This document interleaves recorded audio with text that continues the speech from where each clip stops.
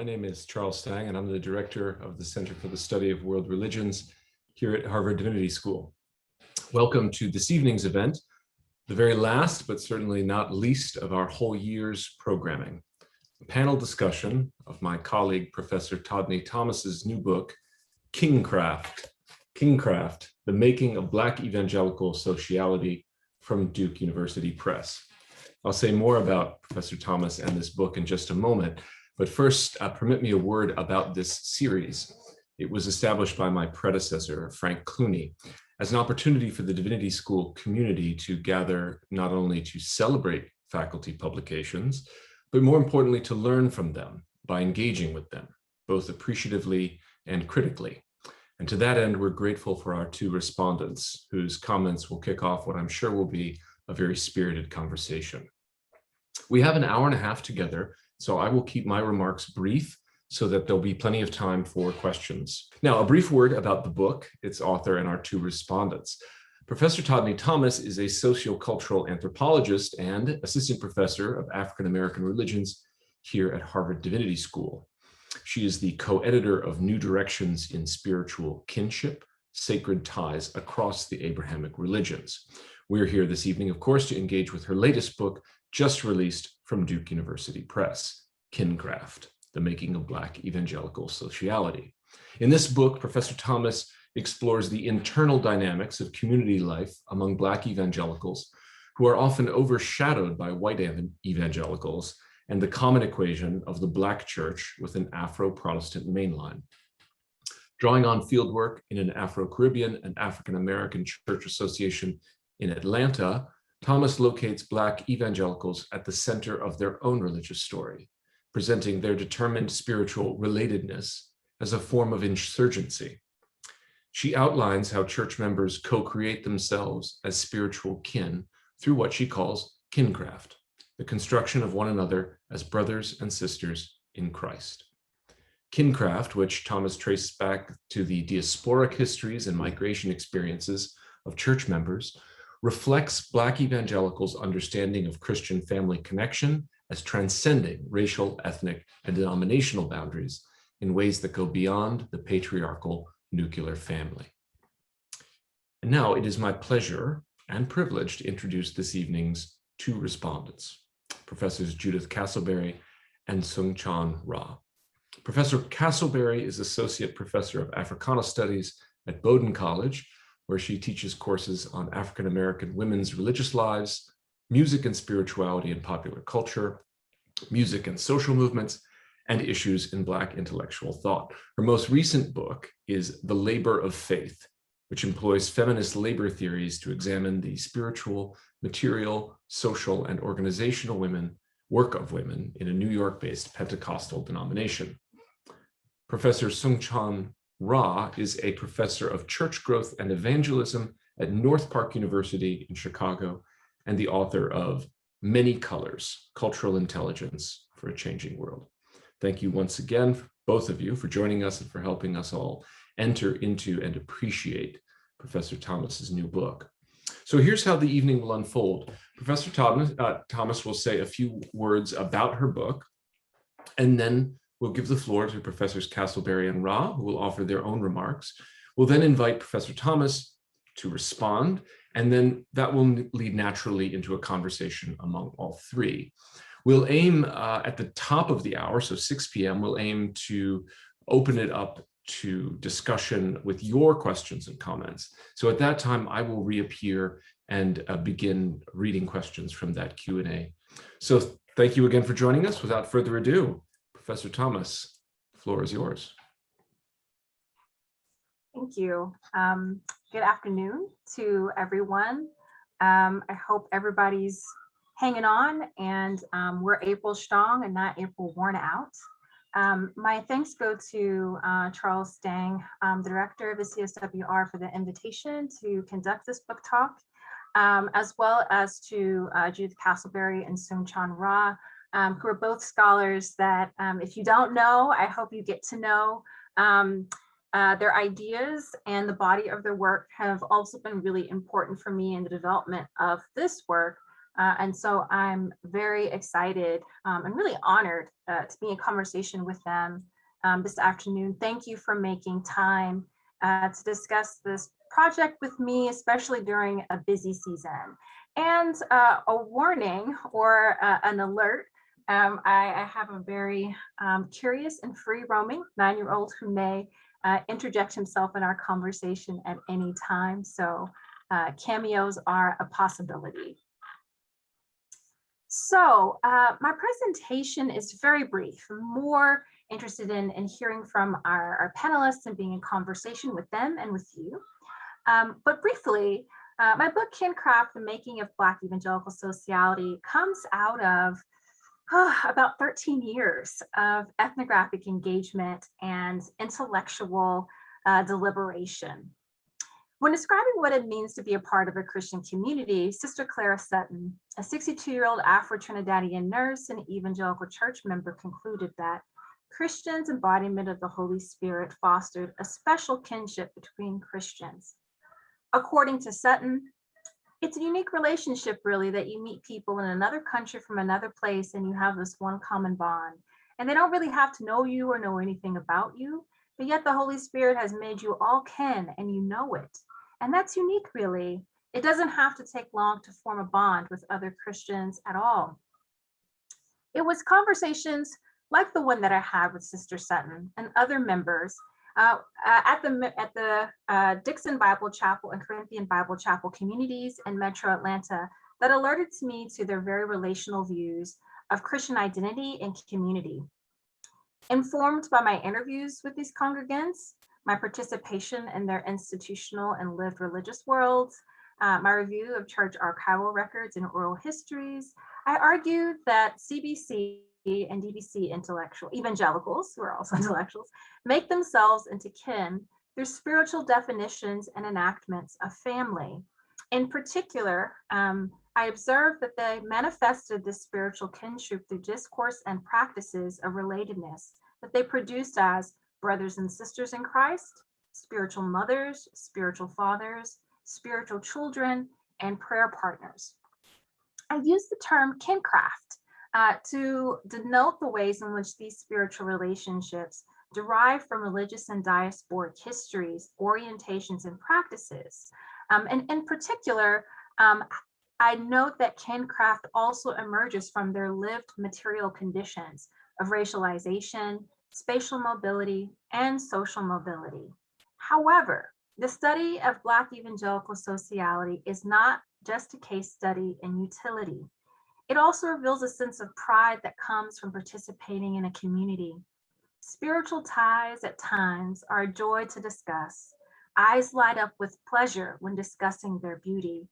I noticed this in an interview with Brother Bernard Stewart, an Afro-Trinidadian member of DBC who later became my spiritual father. And last week he chided me for not keeping in better touch. And during an interview, he expressed his opinion that Christians inherited church family after being bought by the blood of Christ. Yet, Stewart drew my attention to another dimension of relatedness that stemmed from a closeness. And he talked about, when I talk to a sister or brother, I can feel a part of myself wrapping around them. It was this shared idea of personhood that also demonstrated to me that there was a binding that was not just derivative of church membership, but that ignited the joys of speaking of a we and an us. I interposed Kincraft to address two major problems that I think inhibit understanding the nuances and complexities of Black evangelical community life in the United States. The first is a problem of religio-racial eligibility, right? We have a kind of popular racial cartography of Christianity in the US, in which we think about mainstream evangelicalism as a predominantly white Christian movement, right? And as a result of that, minoritized perspectives are often lost or assumed to be assimilative. At the same time, when we talk about Black church perspectives, we tend to think of an Afro-Protestant main line, right? That's associated with the traditional African-American denominations or long-storied African-American engagements with some of the very important Protestant denominations in our landscape. These popular mappings, while having some groundings in historical patterns and demography, miss the complex positioning of evangelicals who have their own ecclesiologies, histories, theologies, and constructs of community and kinship in the US social landscape. I also interject Kincraft as a response to an understanding of US neo-evangelicalism as solely or only a heteronormative family project. Well, certainly heteronormative ideas and ideals are dominant within the Black evangelical communities in which I participated, worshiped, learned, studied the Bible, prayed. That there's another valence of kinship at play that church members are very active in voicing, very active in participating and devoting their time and labor to, that these spiritual valences of kinship are actually very central to the functioning and operation of heteronormative family life, that they provide alternative spaces where Black evangelicals can voice what I call confessional intimacies, critiques or reflexivities of heteronormative discourse, and also places of deep and abiding spiritual communion, intimacy, laughter, play, food sharing, kitchen table talk, and gossip. And so one of the abiding lessons of Kincraft is thinking about how people construct kinship beyond what I call, colloquially in my own mind, kin closures, right? The idea of a nuclear bounded definition of nuclear kinship to broader inter-household, expansive and even transcendent and universal definitions of kinship that people enact and believe in and invest in at the same time. So that's my sort of general overview. I'm happy to answer more questions in Q&A, but I'd like to pass the mic, if I could, to Dr. Judith Casselberry. Thank you, Todne, and just thank you to Charles and to Ariel and the Center for the Study of World Religions, and thank you to you, Todne, for inviting me to participate in this conversation and just to spend time with your wonderful new book. As I was reading it and I was thinking, kin is a verb, right? But you had to actually come up with the word Kincraft so that people would understand that kin is a verb.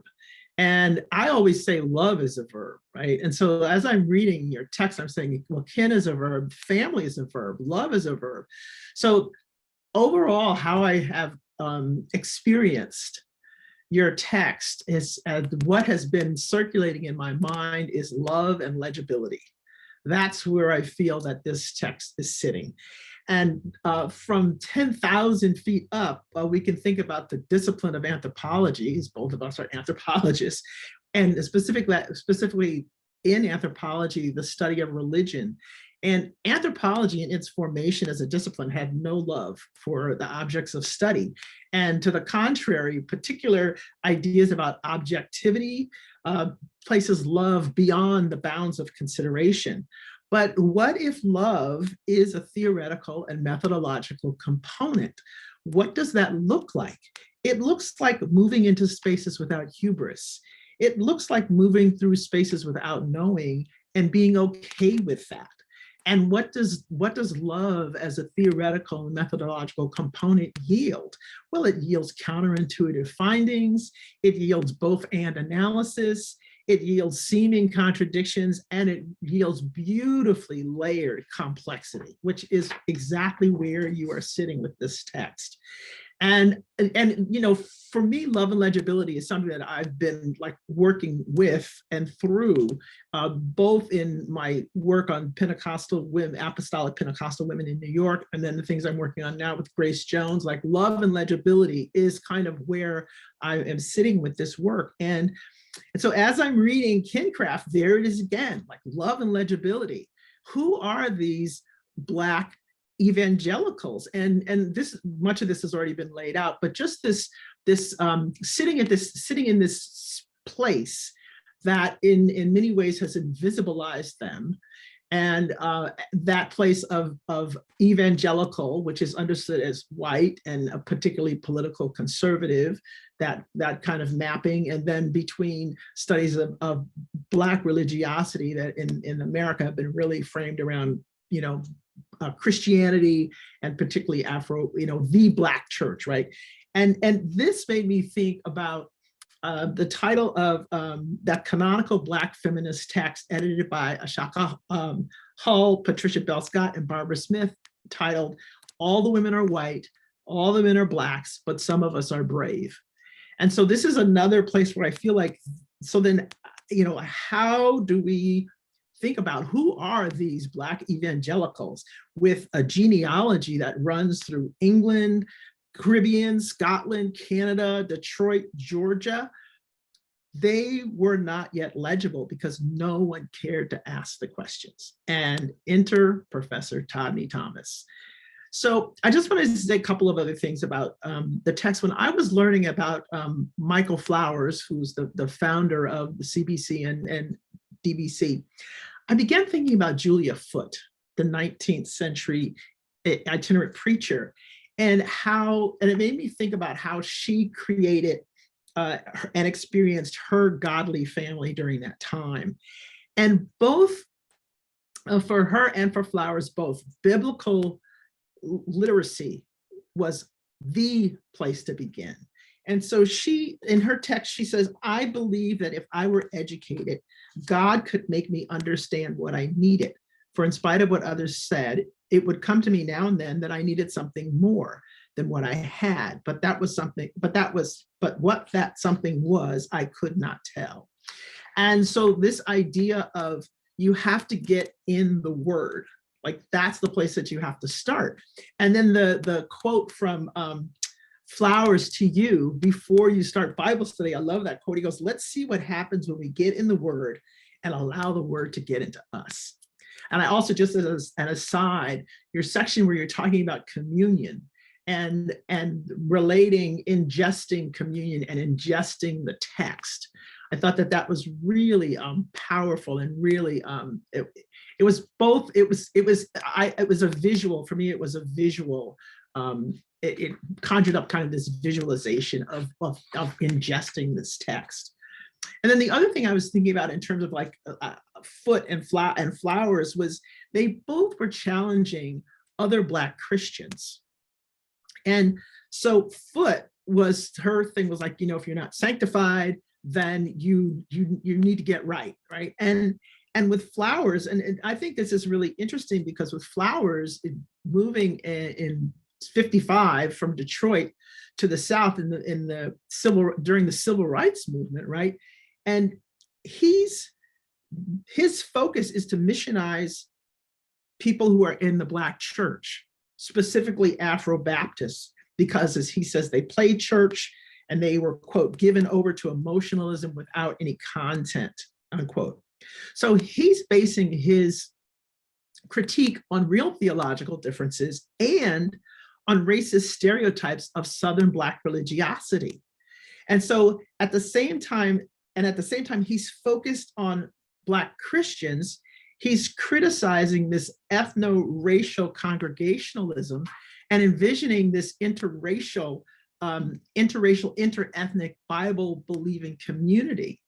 And so even though his vision isn't realized in the churches he founds, because those are African-American and Afro-Caribbean, but his revivals and evangelizing is where we can see his interracial agenda, if you want to put it that way, right? But it's also so fascinating to me that he notes that he didn't really get a lot of Black preachers to come to his revivals because his message was Jesus focused, and it was at a time when many of these churches it was in the midst of the civil rights movement. So he didn't want to have this place of politics. He didn't want politics to be the center of what he's doing. He was about Jesus. And so then again, you have this disconnect from what is thought about as the place of Black religiosity in this particular moment. But it's also really interesting to me that even though he believed that Black ministers should focus on this Jesus approach, at the same time, he notes that as Black people and as, quote, oppressed people, we are able to identify with Jesus. And I said, yes, as Gwendolyn Brooks tells us, the loveliest Lynchie was our Lord. right? This is how Black people have been able, and that Flowers understands this really clearly from the perspective of being racialized and living in a racialized society at the same time that he's pushing back against it. So it makes me think about like this, I don't want to call it a conundrum because this is what's happening, but this interesting situation where you have, and this is for Foot as well, but in a different context, but you have these Black religionists thinking about or evangelizing to other Black people against ethno-racial congregations in a racialized world, right? And so it made me wonder and to think about, like, well, they both chose to go to Black people first. And so could one argue that both Foot and Flowers' love for the divinity in Black people, which is denied by society, is that what catalyzes their evangelizing and their kincraft specifically to other Black people? I was thinking, oh, Black souls matter, right? Like how people say, oh, Black lives matter. Well, yeah, but we're saying that because, right? And so I was wondering, like, is that kind of how they're moving into these Black communities, wanting to promote interracial and godly families? This also makes me think about Charles Long's definition of religion, where he says it's orientation, and orientation in the ultimate sense, that is how one comes to terms with the ultimate significance of one's place in the world. And what I really appreciate about your text is that you show us their place. And what you also show is that this place is very dynamic, it's very fluid. And so what you're locating for us is a shifting place that there's no reason for us to expect that it's going to stay the same, but where we see it sit right now, and I'll just reiterate what you said before, but just so people really understand, this sociality that's realized at the intersection of three different ways of understanding kinship and being kin, and that's the Afro-diasporic outlines about sacred ancestry, communion, and witness. The second is these adaptive practices within diasporic, but particularly important in migratory contexts, which I think is a really important point that you make, to expand how we think about the place of diaspora, but to also think about migratory context. And then how that attends, those practices attend to the effects of racialization. And then the third being the united Christian relatedness to this theology of Plymouth Brethren in this particular case. So the other point that I want to make that I think is really important about what you're doing is, what is family and what is the relationship between family and kin? And your work building off of kinship scholars who are arguing or questioning this usefulness of the heteronormative biological family as an analytical unit, and moving what you're doing, and they are doing as well, but you're building on this, is moving ahead instead to the on-the-ground praxis of sociality, like what are people doing? And it's so fascinating that by privileging the biogenetic family, older models of kinship devise this category, fictive kin, and it's an analytical framework that in its very construction devalued the salient motivations and characteristics of what they're trying to name. And so, as you say, fictive assumes biogenetic descent is the legitimate way to define family. And what your text shows us really clearly is that does not work. Because we know since Black folks arrived in the US, the social and intimate networks that we've produced and reproduced refute these notions of bounded family and kin networks. So I would argue that you're trying to retire the term fictive and that you're ready to strike it from the vocabulary. I have some other things, but I'll just hold those for conversation. But I just want to say thank you very much for this text. And I really appreciate being able to engage with it or, read through it and digest it. And I'm really looking forward to a conversation. Thank you. Soong-Chan. Thank you. Thank you, Dr. Thomas and Dr. Casselberry, for wonderful remarks. I'm very thankful for the invitation. Greatly honored to be able to participate in this panel. This is a very significant work. So I'm so excited about the what it presents on so many different levels. I think Dr. Thomas, you already know that my doctoral dissertation was on the topic of Black evangelicalism or African American evangelicals, but it was taken more from a historical angle to try to trace the history and the development of Black evangelicalism from the 1960s forward. So I always appreciate multiple perspectives and different disciplines with different eyes kind of trained to see different aspects of the story. So while my work was more historical, your anthropological and ethnography is extraordinarily helpful. And of course, it contributes to the broader study of the topic of American religions, particularly African-American religion. I'm just a personal strong conviction that we need more of these kind of interdisciplinary studies to get a more robust picture of religious life in America. And this is clearly one of those contributions. This contribution to, and I'm using this term intentionally, recognizing its limited impact, which is Black church studies. Now there's, it's too limited to use that phrase because there's so much more than just Black church studies. But what your contribution does is it demonstrates that the Black church and the Black church experience is not monolithic.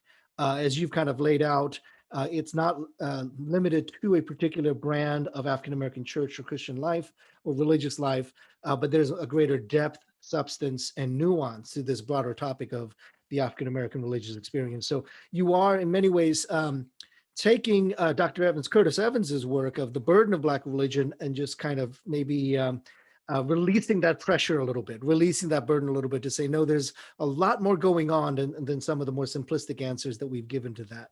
And I'll pick up on this theme a little bit later because I think it is such an important and significant contribution.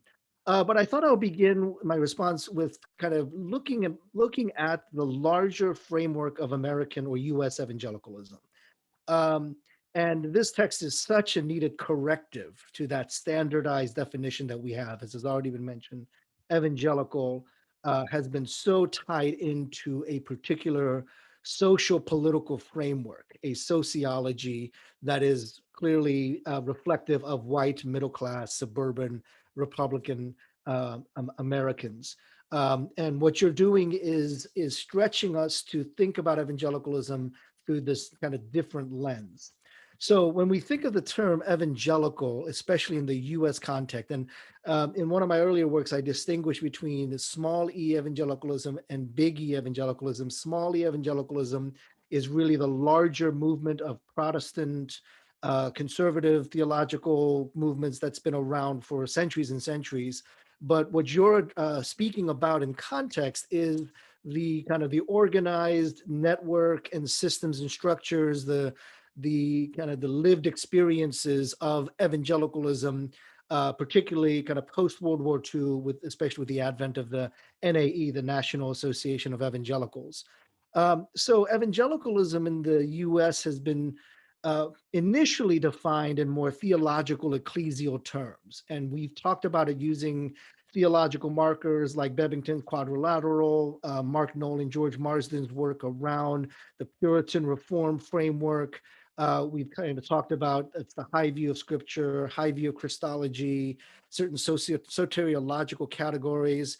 And so that's created some boundaries, theological ecclesial boundaries around evangelicalism that has assumed it includes non-white evangelicals. It's assumed that, in fact, one of the easiest excuses that I've heard to not study Black evangelicalism or African-American evangelicalism is to say the Black church has an evangelical theology. So we don't need to go beyond that because we already know that there's kind of an evangelical, and that's just too simplistic of a statement to make, and oftentimes not an accurate statement to make. But there have been these theological markers, whether it is kind of Reformed theology, Tulip, the fundamentals, five fundamentals, Bebbington's quadrilateral. So those are interesting categories to debate and talk about, and there's still some conversation going about the theological ecclesial boundaries of evangelicalism.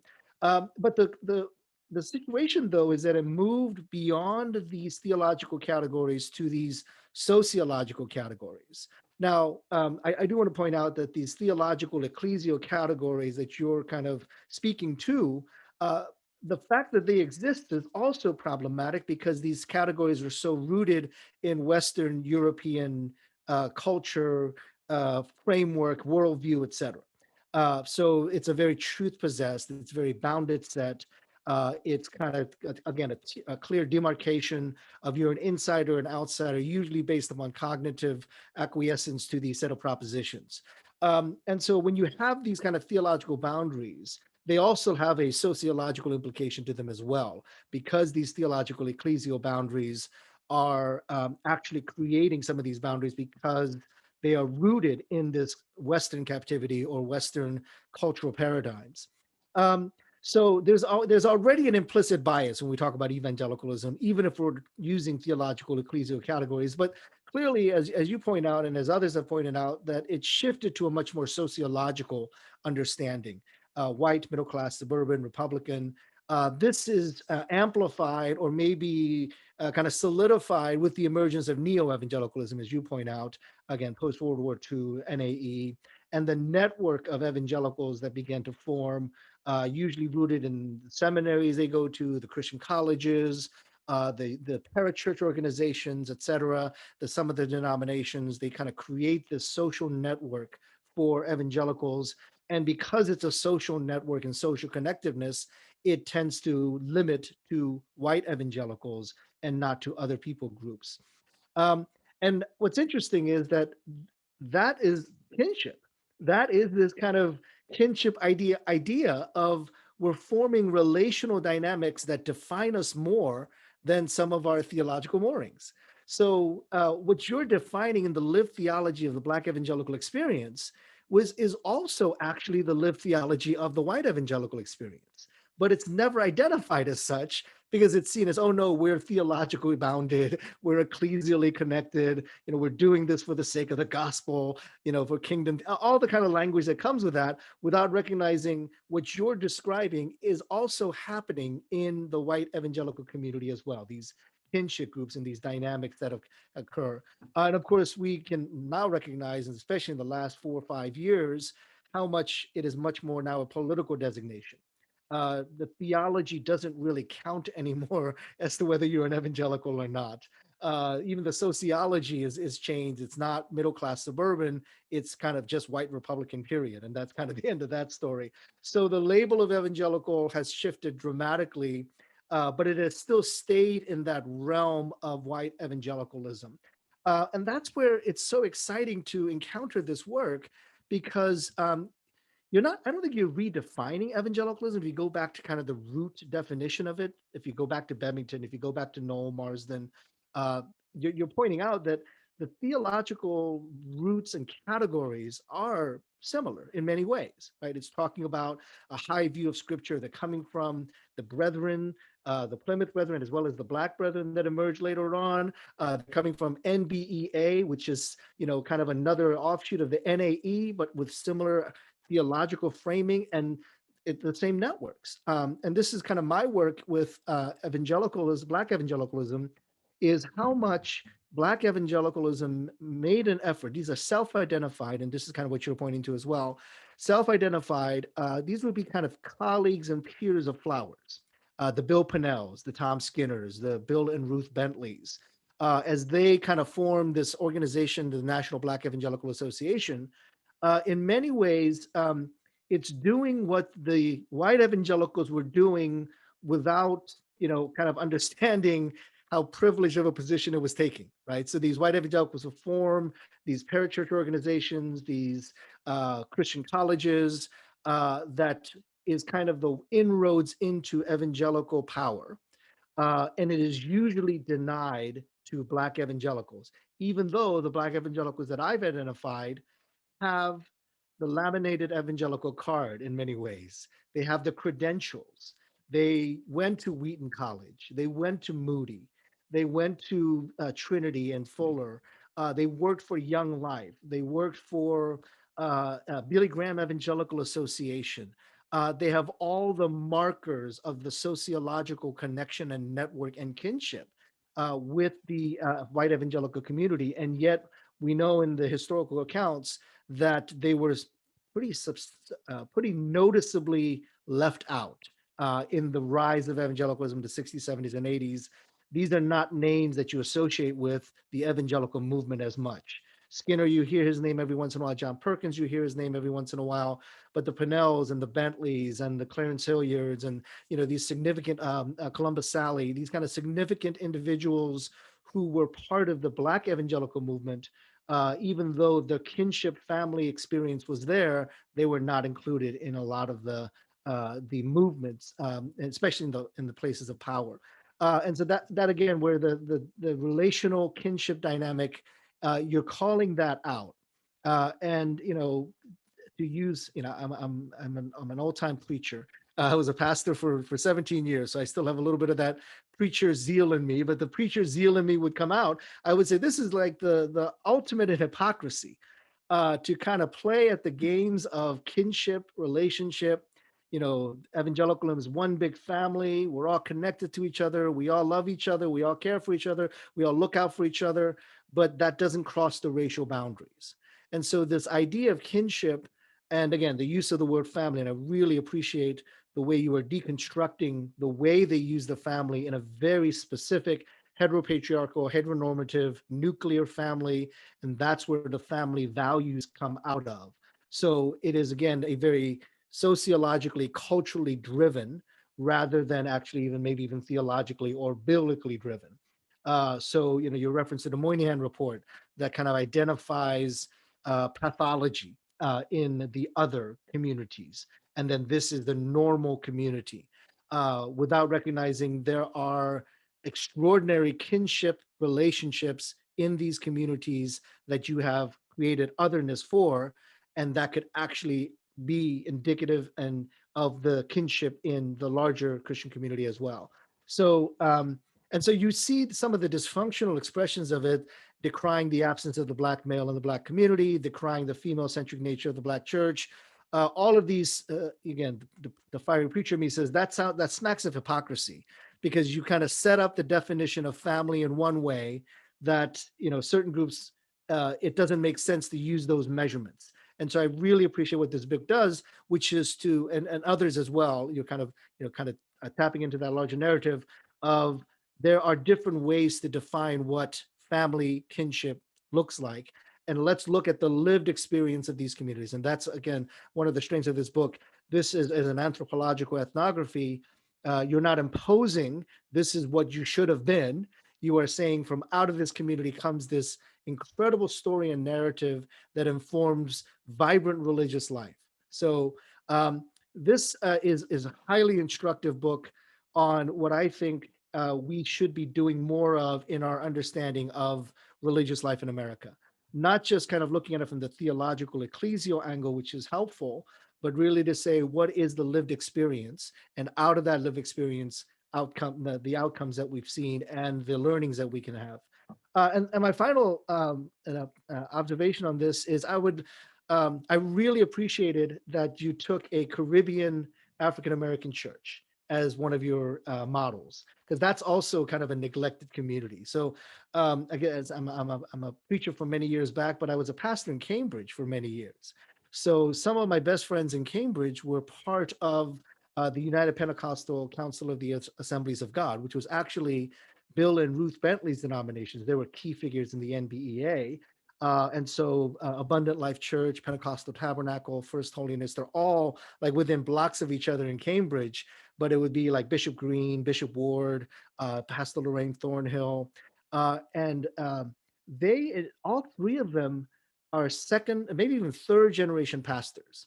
They inherited the church from their parents, and their parents were first generation immigrants, Barbadian, Bahamian, from the Caribbean. And that's why they were kind of part of this Black evangelical network, because the immigrant experience was really informing their Black church experience as well. It's kind of, that's where, it's not this simplistic understanding. It's a much broader understanding because of their immigrant experience.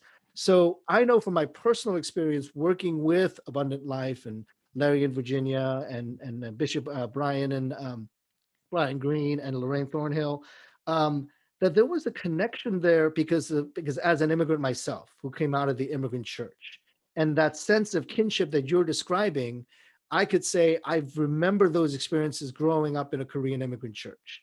There were parallels there. There were, the sense of isolation from larger American society, and then the sense of connection that you come. It's almost like, I don't want to use the word natural, but it just happened relatively quickly. The sense of connection and community kinship. And it was almost like it wasn't even quite learned behavior. It was kind of out of a need for one because of the larger contextual issues, but there was a bonding that occurred within the community, a kinship that occurred because of our common experience as immigrants.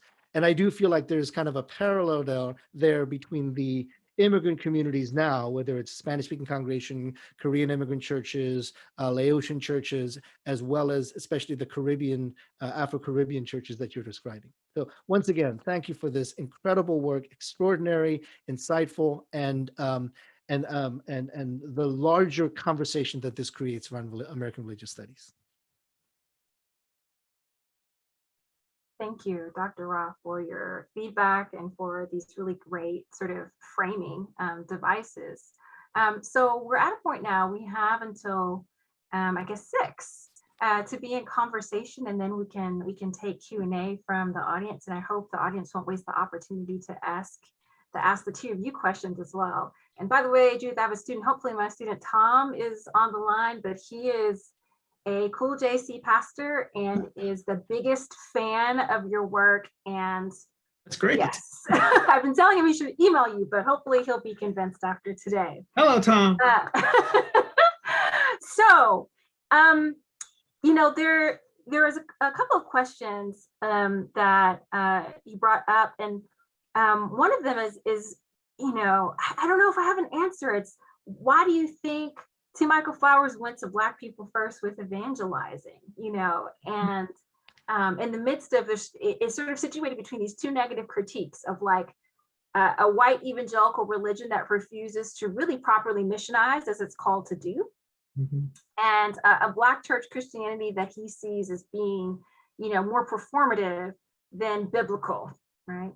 And I think it's a mixture of solidarity and paternalism, right? I think it's a mixture of solidarity and paternalism. I think it's also important for scholars of Black religion to know that those things exist. Black church sounds like we're all one happy family. It's almost like white people got Christendom and Black people got the church, right? And so we hear church, and church is almost a kin concept itself, right? As we use it, there's this idea, it's an entity, it's singular, and so it's really, T. Michael Flowers is Afro-Bahamian.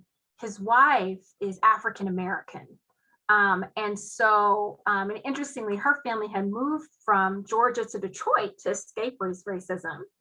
And he marries his wife and moves back to Georgia. And her family has some very interesting ideas. But I like to believe that his position within an African-American extended family would have, and I didn't talk about this in the book as much, but would have created context of familiarity with him, right? A sense of racial solidarity.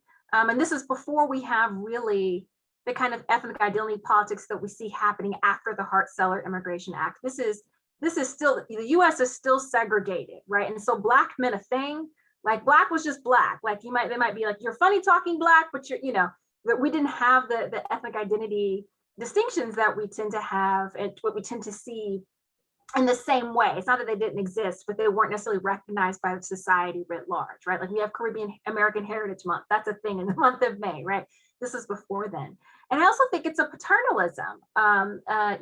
He also was mentored by another set of Afro-Bahamian evangelists, the Knottage Brothers, who are, and I remember I was at AAR and I met a scholar on a panel who's like, oh, so-and-so Knottage is like my great uncle or something like that. Like, so I've met some of the Knottage descendants and I've been like, I hope you like the book, so, there's these three brothers who were also really instrumental and also brethren.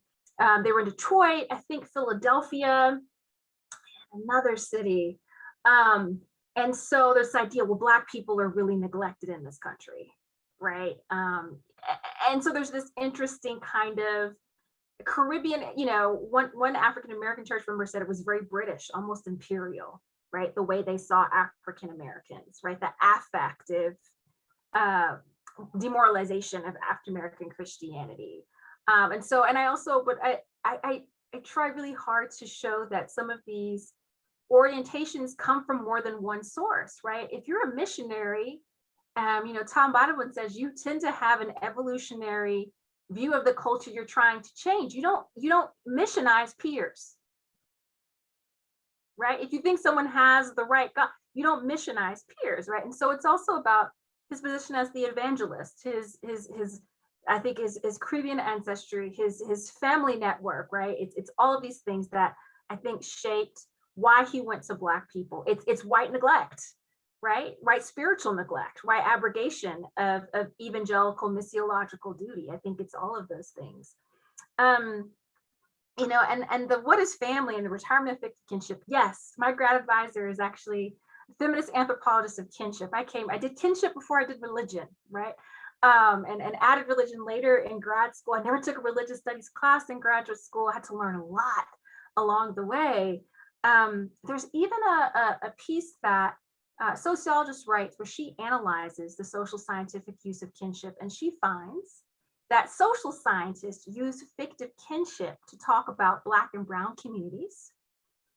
And they use affinity networks in talking about white communities, and then use chosen kinship. And so the use of fictive kinship on the part of social scientists is racialized, right? And she thinks about the sort of semiotic and discursive implications of talking about something as fictive, right? Something as not real when people are already dealing with having their family networks pathologized. So I'm 100% in agreement on retiring that.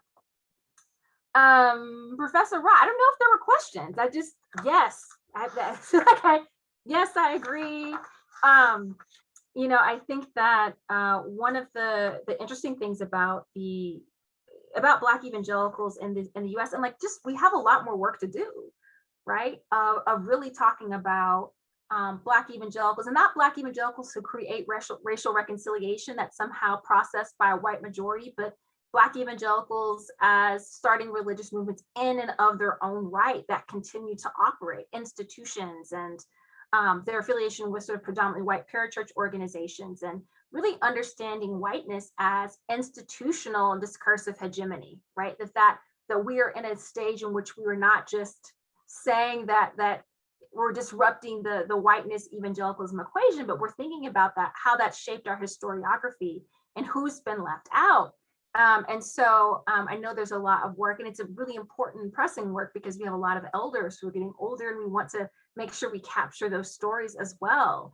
And so I'm also in agreement that, and there are a couple of people who are part of these organizations who are well known, but I don't use their names because of confidentiality. But there's a person who's pretty high up in InterVarsity who's a member of this church. So although I don't talk a lot about it, there are some really important bridges between this community and some of those mainstream, well-known, sort of storied parachurch organizations and things of that nature as well. So I would also very much agree. May I pose a question? Another question. So I have a bunch of questions, but I'll start with a small question.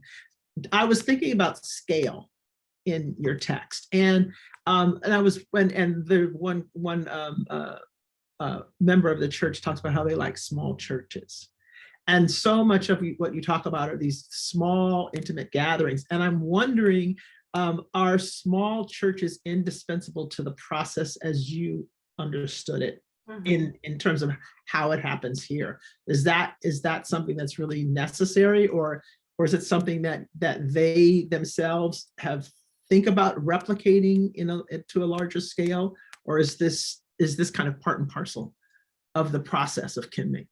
I think it's something that is pretty self-conscious. I think that in some ways they would distinguish what they were doing from like megachurch Christianity. Like they located their place there within a kind of religious marketplace. And of course, Atlanta, is the home of quite a few like predominantly Black, megachurches, right? So there's those megachurch options. There are white evangelical megachurches. So someone talked about going to Charles Stanley's church and being constantly Jamaican couple referred to the international service in Spanish. And they're like, we're English speakers, So, people also talked about when they first touched down in Atlanta before, some people migrated and were part of this intergenerational brethren networks. And there are other people who found their way into the community. So they contrast themselves with like a megachurch Christianity. But also I think that brethren ecclesiology is really important, right? It took me a long time to figure out when people were saying brethren. I grew up Presbyterian. I was like, what's this brethren thing people keep talking about? And I would get these pamphlets. I couldn't find anything. There's not a denomination in the standard way. But brethren ecclesiology it comes out of Acts, right? And so, for instance, I did a Bible study with T. Michael Flowers. We spent the whole year in Acts, just the book of Acts. And someone reminded me, they're like, actually, he was discipling you because he didn't know if you were a real Christian or not. I'm like, oh, okay. That makes sense, right? He's like, and I talk about how he took issue with my IRB form as well. But you get the sense that they're trying to recreate the house churches in Acts, right? These very small, primitive Christian communities where there's that intimacy, there's a smallness of gathering, that is like the authentic ideal of community life. And it's to the point so that brethren are anti-sectarian and anti-denominational, right? There's a belief that institutional elaboration yields to processes, and this comes out of like, disestablishmentarianism and all of that sort of stew that's cooking in the British Isles in the 19th century, but that the farther you move away from that is apostasy, right? So it's about trying to maintain this authenticated model of intimacy, of familial communion. The term brethren comes from like, that's the only kind of biblical term. Christians didn't call them, Christians were called Christians at Antioch, but that's not how they refer to themselves, right? And so this is also where we see literalism as playing a role, that becomes, this is the church that Christ intended. And the churches we see today are not the churches that Christ intended. So yes, I think scale is huge in that regard. Thank you.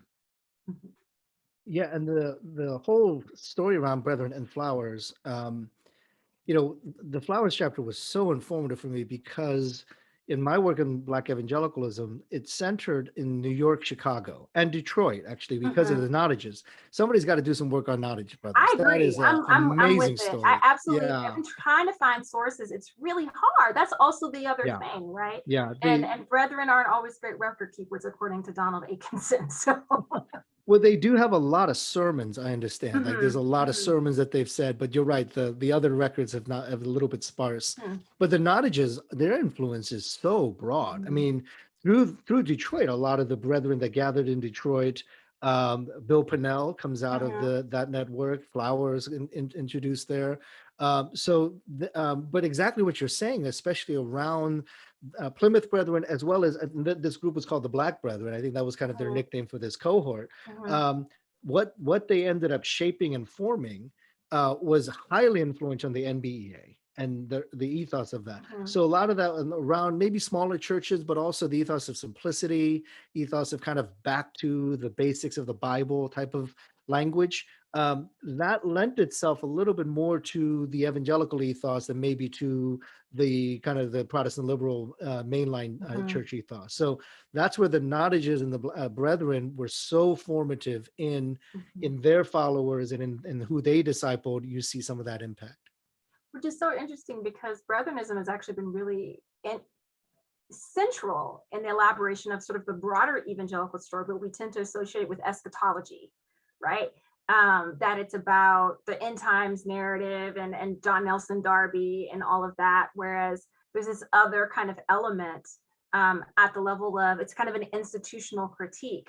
And a focus on sort of biblical teaching. I mean, you know, they're critical of charismatic pastoral leadership, but that it's not just about the charisma and performance. It's about the idea if you have a standard pastor, then everyone's not learning the Bible. So all the men should be responsible for preaching, right? And so if everyone's responsible, their investment in learning will be different. So it's also kind of, it's radically egalitarian in an interesting way, while super hierarchical and paternalistic and patriarchal at the same time. It's a male egalitarianism. So yeah, I would love, I mean, I've wanted to find out more about classes that Flowers took in Scotland, and just kind of seeing how these ideas are traveling, right? What conversations are being had.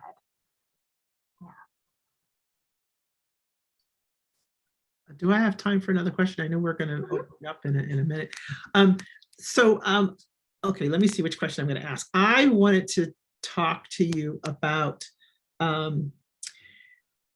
two things. So in terms of how men's and women's spheres are operating, right?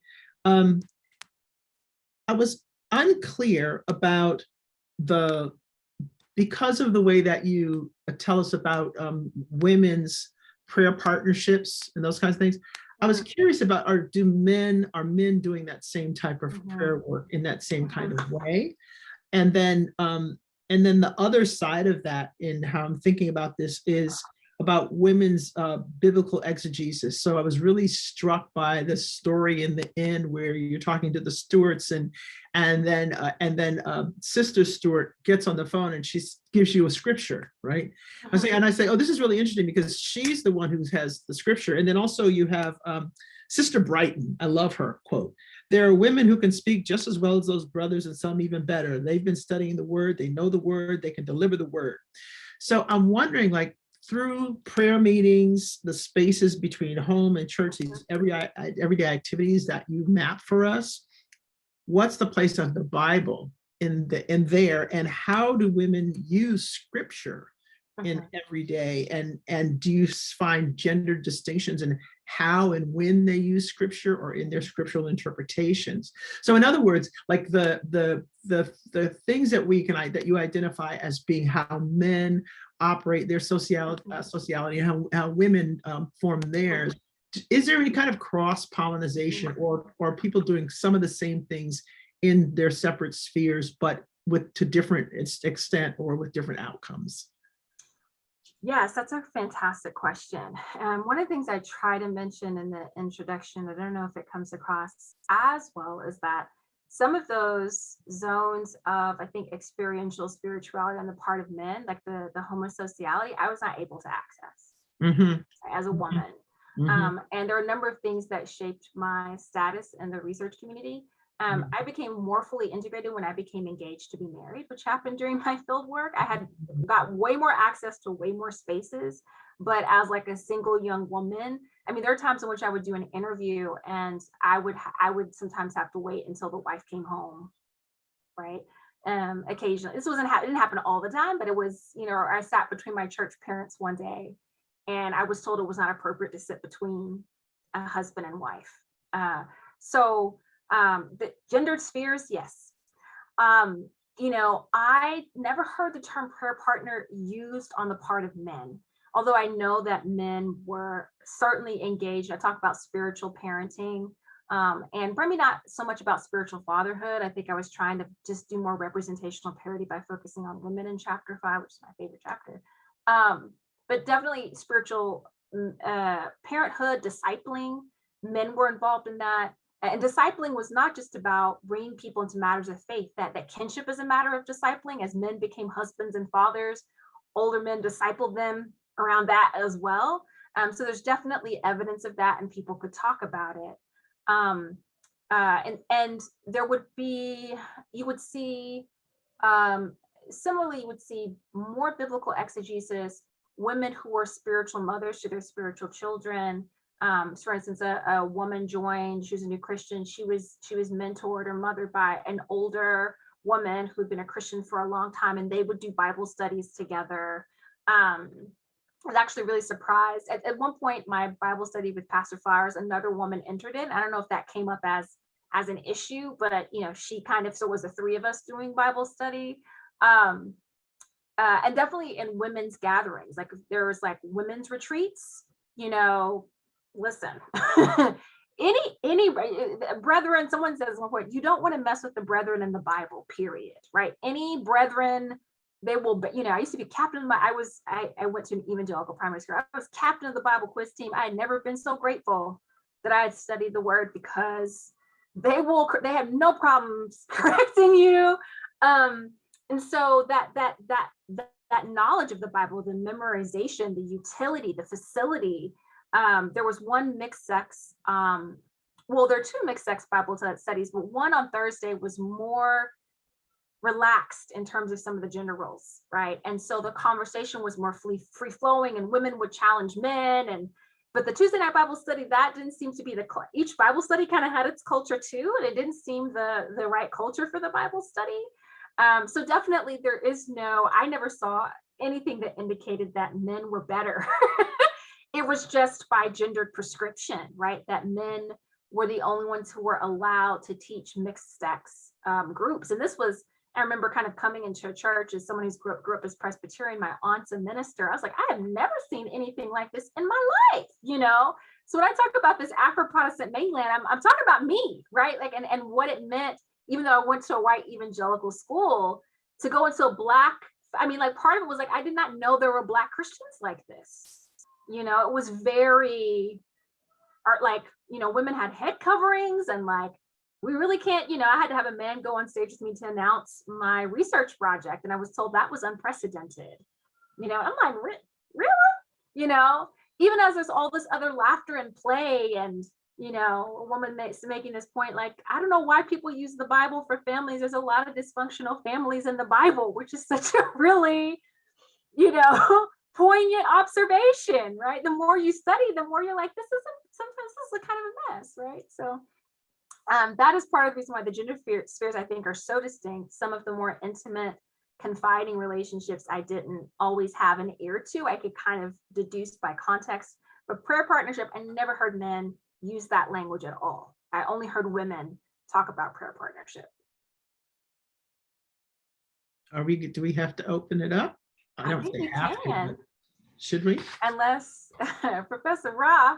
I'm here. I'm at your disposal if you want to Q&A, but if you three want to continue the conversation, that's fine. We have one question in the queue, and I have one myself. Okay. I don't know if Professor Ra had one more question. I'd love to hear the questions from the group. And yeah, the feedback would be fantastic. Okay. I have more questions, but I don't want to be a hog. No, Judith, wonderful. I'm very happy that you have more, and we're happy to circle back to those. So let's take one question from the audience. This is from someone well-known here, Marla Frederick. Hi, Marla. Thanks for checking in. Wow, wonderful. So here's what Marla writes. She says, what a wonderful conversation. Thank you all. It's so good to see each of you. My question's for Todne. Do brethren have a commitment to the quote unquote Black family or to the quote unquote family? Likewise, is there a commitment to the Black church or just to the church? In other words, as they decenter race, do they see a crisis facing the Black family or Black institutions? How do they understand and confront racial inequity while not drawing attention to race? Mm-hmm. That's a fantastic question. So one of the things that was really interesting about doing field work is the lack of the use of the word Black, actually. Like it wasn't referred to a Black church. We didn't talk about slavery, like that wasn't a byline of a theological historical conversation. I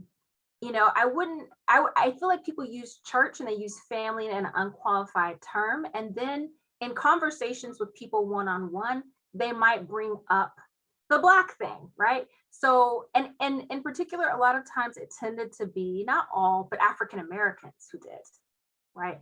So for instance, I think in chapter 6, there's someone that talks about, actually Michael Flowers does too, that there's a crisis of leadership in our communities with men And this is partly why male leadership is so important in the churches. Like men, there's plenty of women who can actually be leaders. Like this is T. Michael Flowers who says this, right?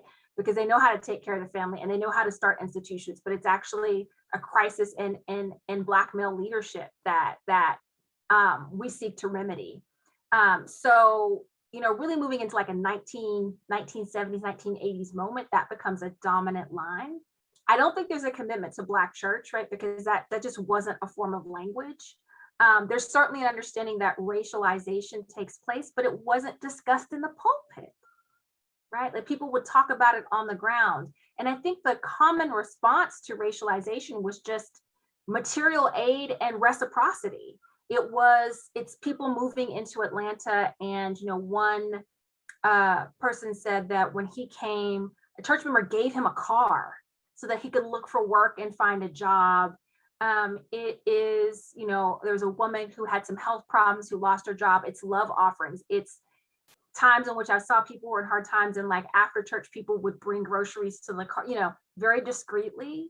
Or people would talk about some of their financial problems and testimonies to how God would, and God through the community would provide for their needs, children's school fees, uniforms, things of that nature. So it's interesting because race doesn't become a point of discussion in the pulpit or church. People would bring it up at talk about scale, the level of the interview, but you wouldn't hear it. And in a lot of ways, I think part of it is people having different relationships to Black identity as migrants, as you know, one of the things that's important is that the African Americans that I interviewed, a lot of them were serial migrants, which means they'd lived in at least 2 places since their place of birth.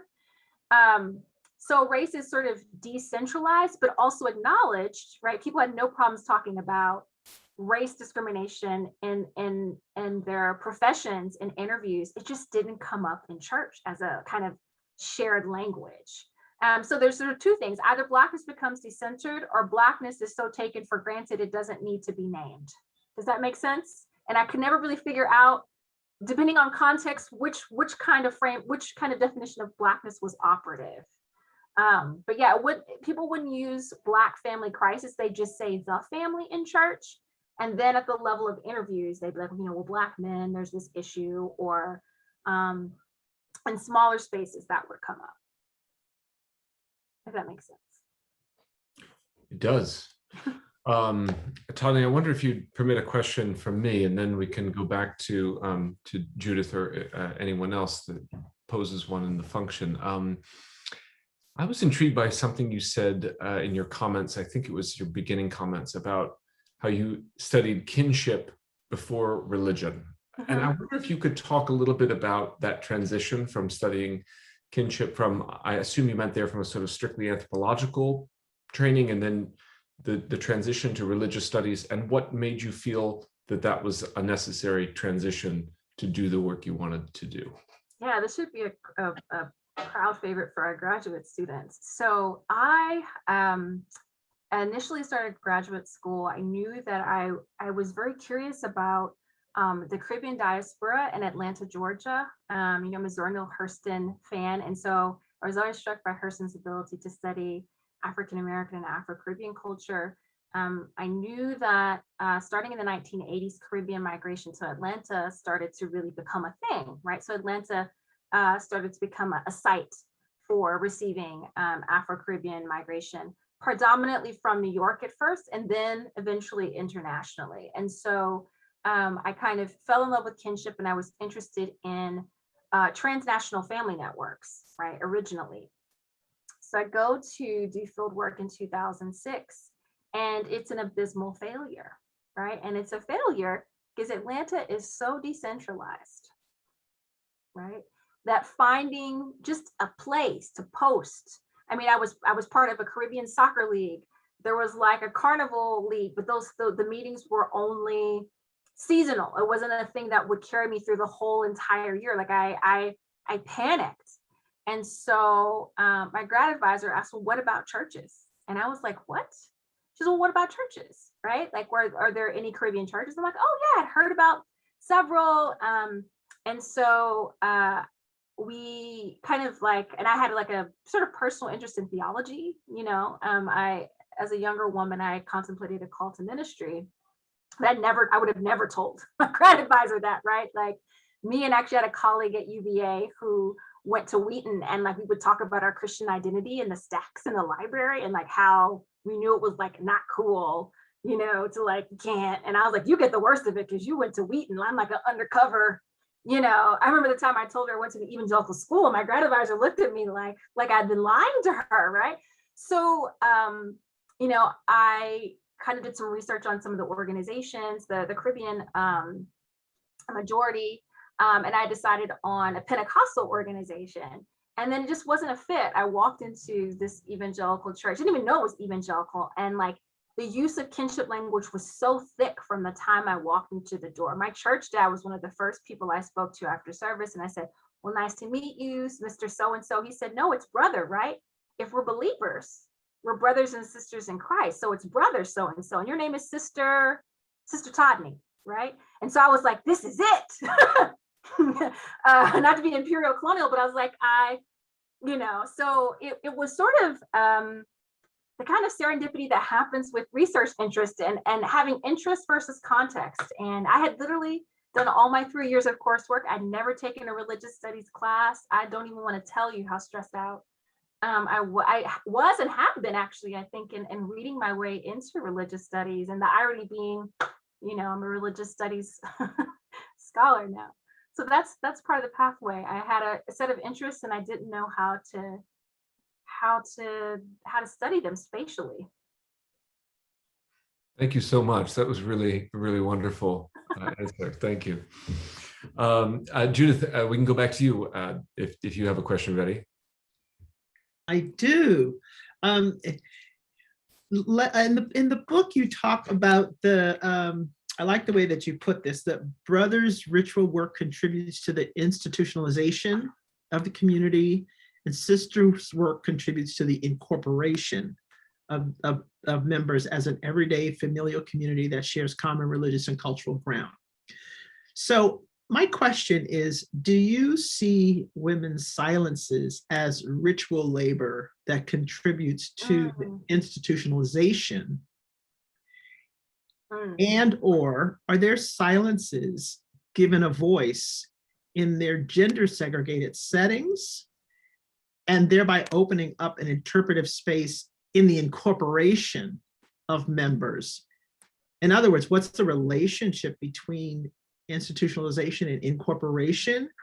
And is institutionalization possible without incorporation? And do the practices of incorporation reshape the practices of institutionalization? In other words, I'm asking about call and response. That's what I'm asking about. And one of the reasons why I'm asking this question in this way in particular was just because of the ways that this religious community is very different from the community that I worked with. And there are so many similarities. So I was just wondering about, and so in my experience, there's this call and response that actually has an impact on institutionalization. I'm just wondering is there a call and response in this community, and what does that look like? What kind of impact would it have? It's a fantastic set of questions. The idea of women's ritual silence is institutional labor. I mean, I would say it's a commitment to the institution, and women will talk about, especially those who weren't raised brethren, or some people call it born brethren, right? The born again brethren, right? Particularly, I think African-American women, who come into the movement and have to acquire these certain gender sensibilities. There's some discussion about the challenges of that. And sometimes done with a bit of levity, like, whatever, it's just church and we, do our own thing on the side. Or, some African Americans being like, what kind of cult are you, like we're not, speaking of legibility, for some African American members, their evangelical identity made them illegible to their other African American family members. And the women's voice voices are definitely loud in their own settings. There's a joy and fun, and there's critique. There are also some contexts of subvention. So there would be special services where people are allowed to give testimonies. And that's when women would jump in, right? Because it's mixed sex gatherings. And so sometimes women would use those spaces to critique church practices. And that happened. Certainly there's some personalities that were more likely to do that than others. But definitely women are very, in some ways, what I think they perform is a kind of adherence to these gender norms on the top, but underneath there's so many other perspectives, right? There are sometimes women who enact different kinds of hierarchies. So one woman was like, you don't call me sister, you call me aunt. I approached the throne of grace before you were even born. So there's some women who claim their authority. We don't have church mothers, but like someone would claim aunthood kind of as a title and mantle of authority and longevity in the Christian lifestyle. Certainly one of my favorite settings is in chapter 5, but there's like a women's prayer gathering. And I'm thinking it's like an hour or two or something. It starts at 7 o'clock. It's 3 a.m. We're still eating and laugh. I'm like, oh my God, and like on the verge of almost irreverent jokes. Like there's one sister who's Jamaican, very witty and clever. I was like, was that a sex joke? I was like, what's going on at 3 a.m.? And so I'm thinking, I was like, oh my gosh, I'm gonna be so exhausted by the time I get home. But it was actually so much fun and like little jokes, and somebody was teasing someone who's good. I was also getting married, so I got teased a lot too, like these little, so yeah, I think that the call and response is really, in my mind, it is the ritual silence is performative. Women wield influence in different ways. They wield influence in homosocial settings. Sometimes they wield influence on their husbands. If their husband has a particular role, definitely those women are like the elders in the community. Those women are often sought out. I think that they sort of really, they're also better with newer members. You see women kind of just descending upon new members to take them in. I think women are how church is preserved. The relationship between the institution and corporation, women kind of tighten the ties that bind. Right? Like you might join a church off of doctrinal convictions. A lot of people talk about that as the reason that they're drawn to the church. Not all.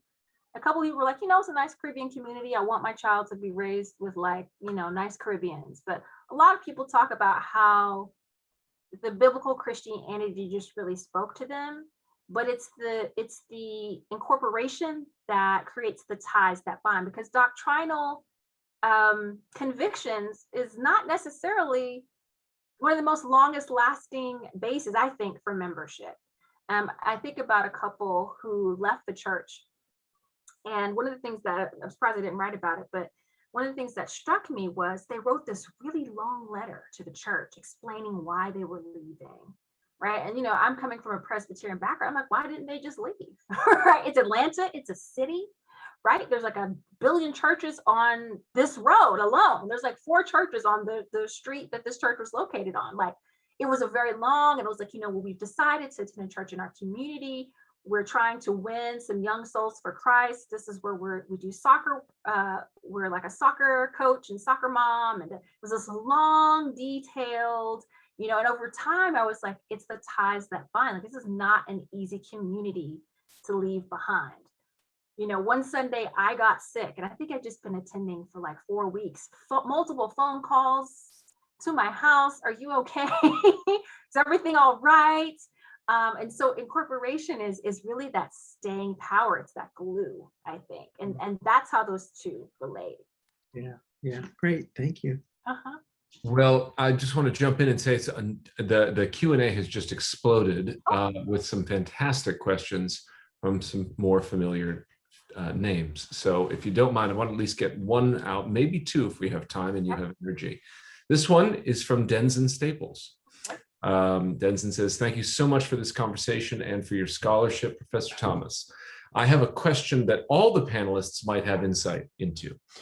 The introduction to Kincraft situates the arc from kinlessness to kin possibilities in the context of the African diaspora, pointing out that symbolic constructions of kinship aren't uniquely or singularly the domain of Black religious subjects. What's the relationship between these broader diasporic kinship claims and the specifically spiritual kinship claims of Black evangelicals? If the effects of the claims are similar, that is, forging symbolic kinship, establishing relationality and sociality, making material resources available on the basis of that sociality, and so on, what other ways beyond the effects alone might we use to think about their relationship? Now, I'm sorry, that was a long question. The panelists can all see it. But I'm gonna actually cut that and put that in the chat for everyone else to digest as you are each taking it up. Okay, I can't see it. You can't. But I will try to address it. Yep. Here you go. I mean, I think there's like a broad set of really interesting kin processes or kin technologies. There's the middle passage, which puts the ship in kinship, right? Shipmates, the shipmate relationship, which is kind of how I fell in love with kinship in the first place, right? And I think that more needs to be written about the ontological and cosmological dimensions of shipmate relationships and kinship. That kinship wasn't just a survival arc, but it's these other ontological things. I think about SUSUs, right, which are collective credit organizations, right?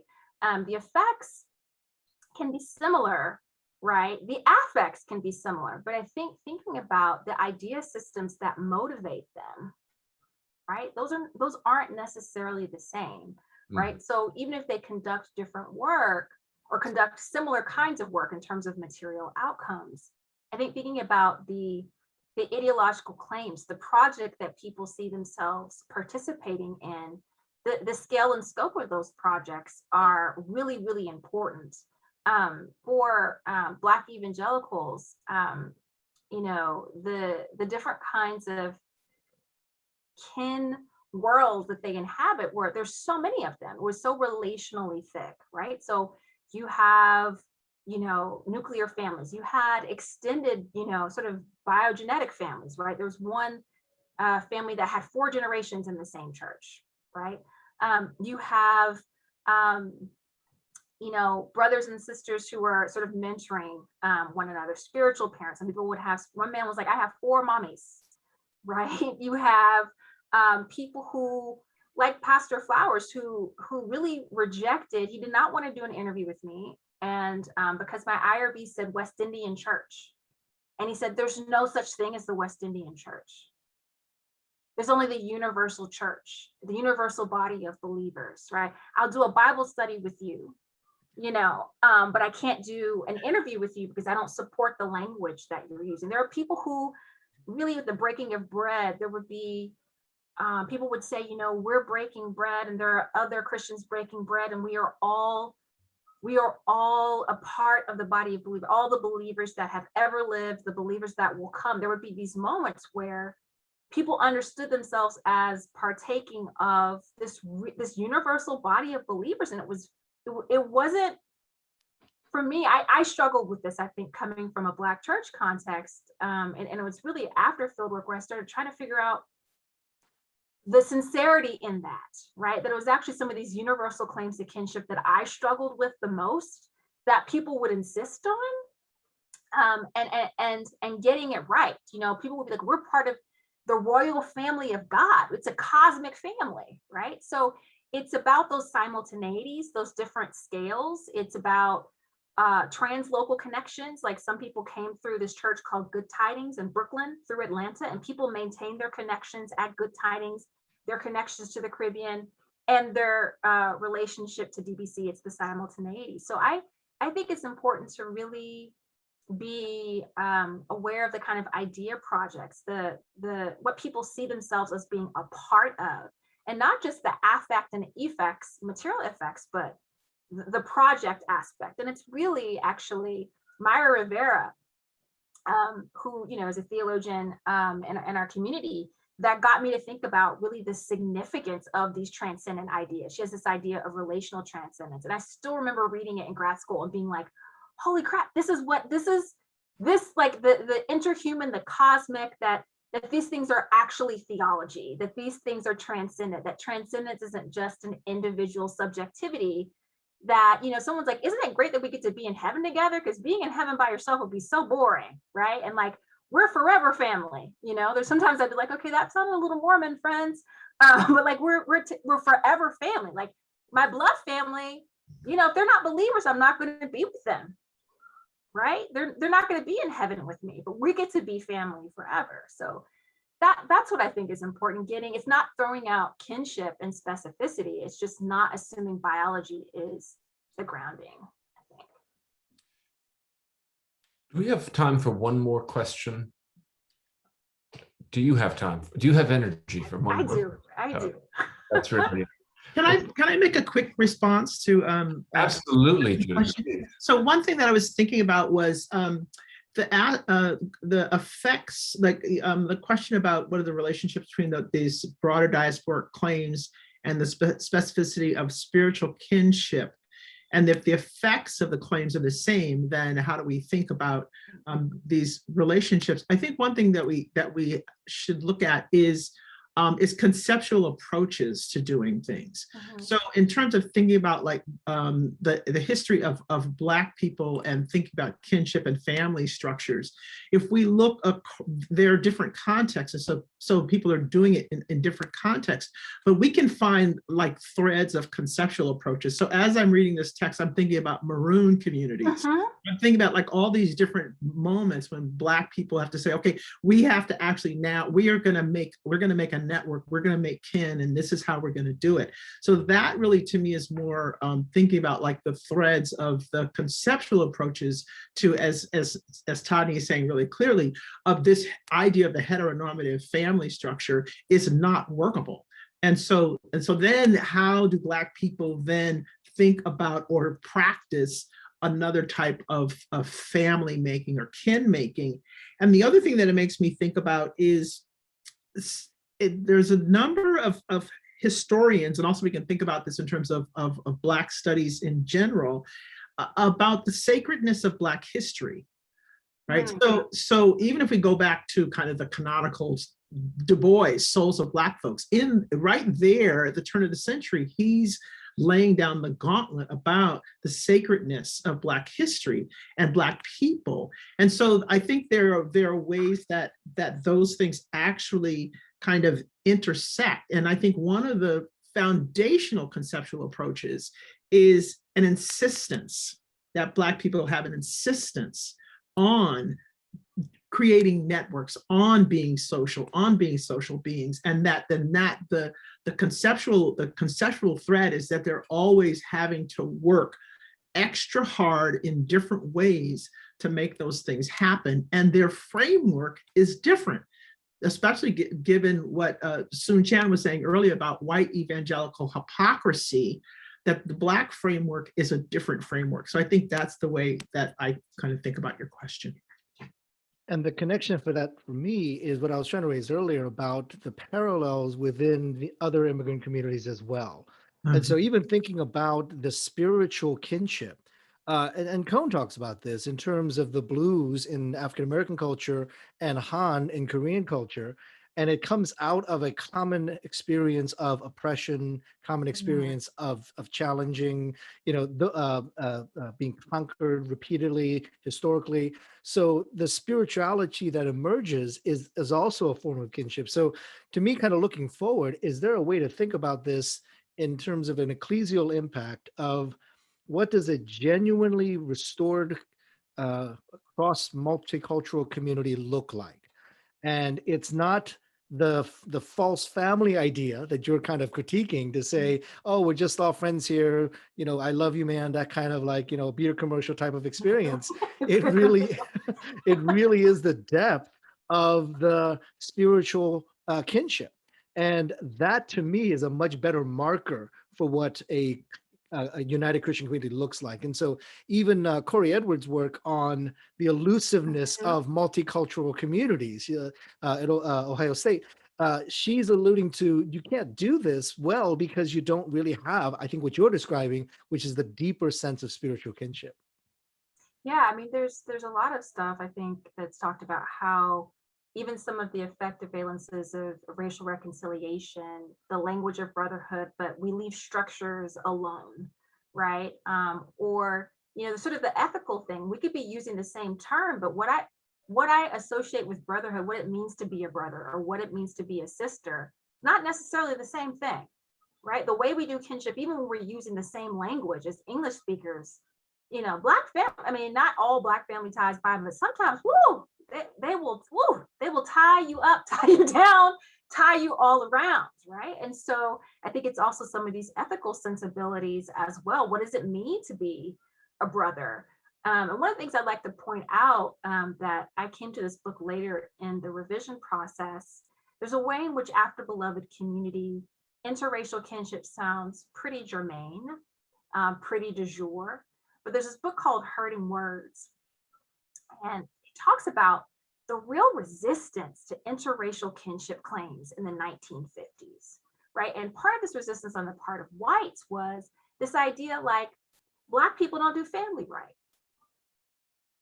Not like literally not wanting Black people to use that language because there's a lack of trust. I think it's also about hegemonic privilege and influence. But not wanting Black people to use kinship as a language for interracial gathering because there was a mistrust of Black families, right? Like, what do they know about you know? So these terms, even though kinship sounds so utopian and fuzzy, it's so fraught and heavy laden, and kind of seeing that, right? You know, that the interracial kinship brought up ideas of miscegenation and intermarriage, and people were uncomfortable with that, right? This thing that to me, by the time I'm born, seems pretty simple and unique, helped me understand that Flowers, you know, use of kinship and its interracial, you know, was really, really very political. And that's not something we tend to think of when we think about Black evangelicals, right? They're interjecting these idea worlds that are challenging to their times, right? But I think Black evangelicalism has, even if as it doesn't take up the kind of civic, you know, position that's commonly associated with Black churches, but that was actually even very rare for Black churches in the civil rights movement, right? So yeah, the idea of what could be the broader ecclesial story of these kinships, of spirituality as kinship, this kinship as a kind of spirituality is you know, there's a term in my church that's used, the kingdom of God versus the kingdom of God. And I've found that to be very provocative and something to think through. That's great. Thank you, Todne. And I think that's probably a wonderful place for us to end. I want those who have submitted questions to know that we always pass on the questions and comments to the author and the respondents. There's no obligation, of course, for you all to respond to those, but you just at the very least to know what sorts of things your work and conversation have provoked. It's always helpful. So let me once again thank you, Todne, for this. Thank you for writing this book. Thank you for hosting this event with such grace. And thank you, Judith and Soong-Chan, for your wonderful framing comments. And thank you all for participating. I'll speak for the center now and just say we're going to take a few months break from Zoom. I think we all probably feel like we need it. But this is a wonderful event to wrap up the year with. So once again, thank you all. And I will see you in September. Take care. Thank you. Thank you. Thank you, Todne. Bye-bye. Bye. Bye.